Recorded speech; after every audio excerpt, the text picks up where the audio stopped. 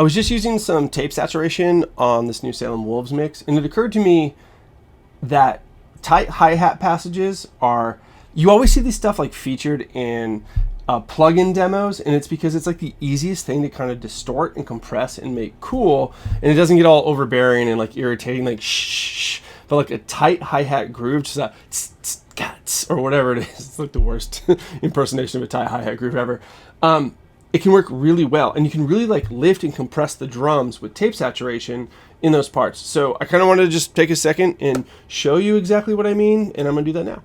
Okay, so you can probably see it in the cymbals right here. You can just see a crash cymbal here, and then, I mean, if you've looked at enough waveforms in your life, just like I have, you can probably see, crash cymbal, hi-hats, and just how they look, and they can say, okay, there's a crash, and there's probably an open hi-hat there, etc. We can just sort of like read the stuff like the Matrix. And so if we zoom, or I guess scroll over to the downbeat, where basically everything changes from the crash cymbal into the open hi-hat, and we zoom down, we're going to see that there's an automation bypass effect right here, which is going to turn on this UAD Oxide Tape Recorder plugin. And I'm going to use this for a little bit of that crunch.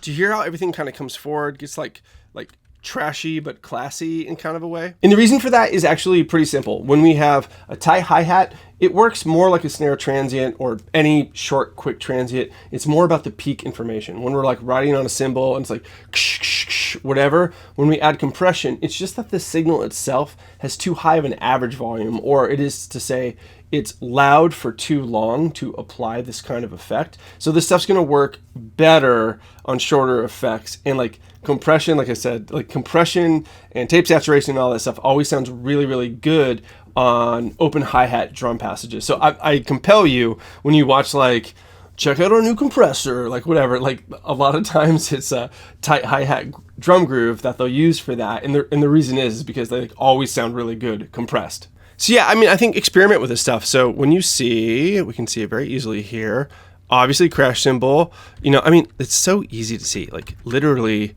long average volume waveforms, right? That's a crash. Boom. Short, like tight waveforms. When you see this or hear this, feel free to add more compression, feel free to add more tape saturation, whatever it is.